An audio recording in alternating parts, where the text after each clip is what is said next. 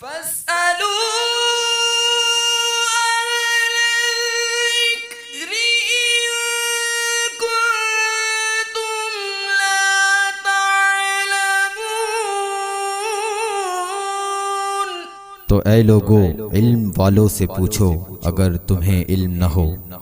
صلوا علی الحبیب صلی اللہ علی محمد صلی اللہ علیہ وسلم۔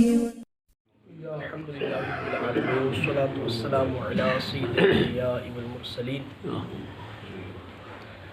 اما بعد فاعوذ باللہ من الشیطان الرجیم، بسم اللہ الرحمن الرحیم، الصلاة والسلام علیک یا رسول اللہ وعلی آلک وصحابک یا حبیب اللہ۔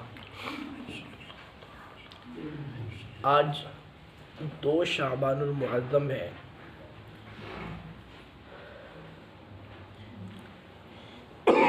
وقت کے ایک بہت بڑے امام، وہ امام کہ امت کا 80% حصہ جن کی پیروی کرتا ہے، سبحان اللہ۔ حضرت امام اعظم ابو حنیفہ، ان کا آج یوم عرس ہے۔ 1 شعبان کو حضرت امام شافعی کا یوم عرس ہے، اور 2 شعبان المعظم کو حضرت امام اعظم کا یوم عرس ہے۔ اللہ اکبر، اتنے بڑے امام ہیں۔ ذاتی طور پر یہ تاجر تھے، تجارت کیا کرتے تھے پیشے کے اعتبار سے، اور حدیث کے اعتبار سے اتنے بڑے ہیں کہ لاکھوں احادیث ان کو اسانید کے ساتھ زبانی یاد۔ سبحان اللہ۔ تابعی بزرگ ہیں، کئی صحابہ کی زیارت کی، ان سے شرف ملاقات حاصل کیا۔ تاجر ایسے تھے کہ کئی لوگ ان کے قرض، ایسے لوگ تھے جن سے انہوں نے قرضہ لینا تھا۔ ایک بار کسی جنازے میں جا رہے تھے، ایک شخص کو دیکھا جو ان سے منہ چھپا کر راستہ بدل کر چلا گیا۔ آپ نے پوچھا بھئی مجھ سے راستہ بدل کے کیوں چلا گیا؟ تو لوگوں نے کہا جی یہ وہ شخص ہے جس نے آپ کا قرضہ دینا ہے، اس لیے آپ سے منہ چھپا کر بھاگ گیا کہ کہیں آپ اس سے قرضہ طلب نہ کریں۔ آپ نے کہا جاؤ اسے بلا کے لاؤ۔ وہ آیا تو پوچھا بھئی آپ مجھ سے منہ چھپا کر کیوں گئے؟ کہ حضرت آپ کا قرضہ دینا تھا، آپ قرضہ کہیں نہ مانگ لیں، اتنے لوگوں کے سامنے میں شرمندہ نہ ہو جاؤں، اس لیے قرضہ دے نہیں سکتا تو اس لیے بھاگ گیا۔ تو حضرت امام نے فرمایا کہ کتنا قرضہ؟ کہا 40 دینار۔ تو آپ نے اپنی جیب سے اس کو 40 دینار اور عطا فرمایا، کہا جاؤ وہ بھی لے لو یہ بھی لے لو، آج کے بعد منہ مت چھپانا۔ سبحان اللہ۔ وہ بھی معافی یہ بھی معافی۔ اللہ اللہ۔ ایک شخص کے گھر پر گئے، دستک دی، دستک دے کے سایہ اس دیوار کا جہاں پہ پڑ رہا تھا اس کو چھوڑ کے دھوپ میں آ کے کھڑے ہو گئے۔ کسی پاس سے گزرنے والے نے کہا کہ حضرت آپ یہاں پاس کھڑے ہو کر دیوار کا سایہ بھی استعمال کر سکتے ہیں، آپ ان کا تقویٰ دیکھیں کس قدر خوبصورت تقویٰ ہے۔ کہا سائے میں کھڑے ہو جائیں، دھوپ ہے، شدید گرمی ہے، اور آپ کی عمر بھی اس وقت بہت زیادہ ہو گئی ہے، سائے میں کھڑے ہو جائیں۔ کہا نہیں میں اس کے سائے میں نہیں کھڑا ہو سکتا۔ کہا کیوں؟ کہا اس لیے سائے میں نہیں کھڑا ہو سکتا کہ یہ جو جس شخص کی دیوار ہے، جس کی دیوار کا سایہ پڑ رہا ہے، یہ میرا قرض دار ہے، کہیں ایسا نہ ہو کہ اس کی دیوار کے سائے سے جو میں نفع اٹھاؤں وہ سود میں چلا جائے۔ حالانکہ وہ سود میں جاتا نہیں ہے، لیکن تقویٰ، اس قدر تقویٰ کہ آپ کہتے ہیں میں اس کی دیوار کا سایہ بھی استعمال نہیں کرتا، کہ کسی بھی قسم کا نفع نہیں آنا چاہیے، اس قدر خوبصورت تقویٰ۔ اور پھر ہم تو جیسے سر جھاڑ منہ پھاڑ اٹھتے ہیں، نماز پڑھنے کے لیے آ جاتے ہیں نا، اللہ کی عبادت کرنے کے لیے آ جاتے ہیں۔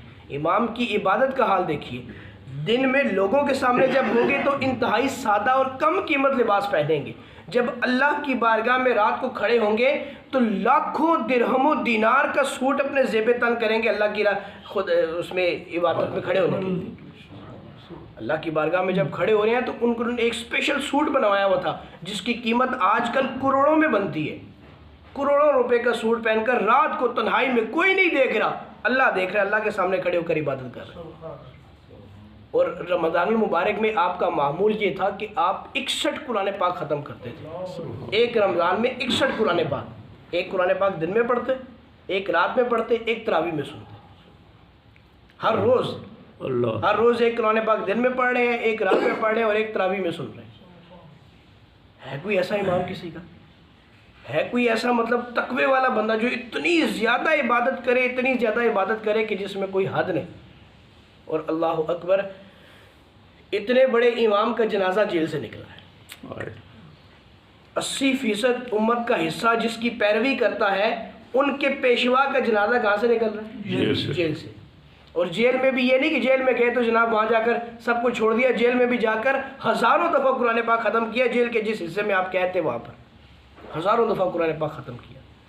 اس لیے ہم ان کی پیروی کرتے ہیں جو اپنے اللہ کے سامنے صحیح معنوں میں عبادت گزار رہے ہیں۔ جیل میں اس لیے گئے کہ وہاں پر بھی حکومت وقت نے کچھ مسئلہ ایسا کہہ دیا کہ جو غلط تھا، آپ نے اسے ٹکر لے لی، کہ نہیں ایسے نہیں ایسے ہے۔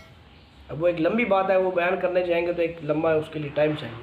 تو اس لیے ایک تو کسی بھی غلط بات میں کسی کی پیروی نہ کریں، ہمیں ہمارے اماموں نے یہ سکھایا ہے کہ غلط بات میں کسی کی پیروی نہیں کرنی، حق بات کا اعلان سرے دار کریں گے۔ سبحان اللہ۔ یہ جرم اگر جرم ہے 100 بار کریں۔ جرم یہ اگر حق بات کہنا جرم ہے تو اس کو کرتے چلے جائیں، کوئی بات نہیں۔ کیا ہوگا؟ زیادہ سے زیادہ کوئی بھی جو ہے وہ آپ کو تکلیف پہنچائے گا تو پہنچانے دیں۔ ہمارے فقہ کے تو سارے امام جیلوں میں رہے ہیں۔ امام مالک مسجد نبوی کے امام تھے، آپ کو بھی جو ہے وہ ستایا گیا، جیل میں ڈالا گیا۔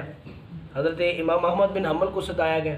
تو فقہ کے تو سارے اماموں نے ہمیں یہ کر کے دکھایا ہے کہ آپ اگر کوئی آپ سے ٹکر لے لے حقوق اس شریعت کے معاملے میں، تو شریعت کے معاملے میں کسی کی جو ہے وہ پاسداری نہیں چلتی، شریعت اپنا جو ہے وہ ایک درجہ رکھتی ہے۔ اللہ تبارک و تعالی ہمیں ان لوگوں کی سیرتوں پر چلنے کی توفیق عطا فرمائے اور ان کے پیچھے رہ کر ہمیں صحیح معنوں میں عبادت و ریاضت کرنے کی توفیق عطا فرمائے۔ امام کا میں نے دونوں طرح کا معاملہ اس لیے بیان کیا کہ ہمیں اپنی ذاتی عبادت بھی دیکھنی چاہیے، ہمیں اپنا ذاتی تقویٰ بھی دیکھنا چاہیے۔ ہم اپنی ذاتی عبادتوں کو بھول کے بعض اوقات دوسروں کے معاملات میں زیادہ دخل اندازی کرتے ہیں۔ اپنے معاملات کو دیکھیں، اپنی عبادت کو دیکھیں، اپنے ذاتی جو ہے وہ عمل کو دیکھیے۔ اللہ مجھے اور آپ کو عمل کی توفیق عطا فرمائے۔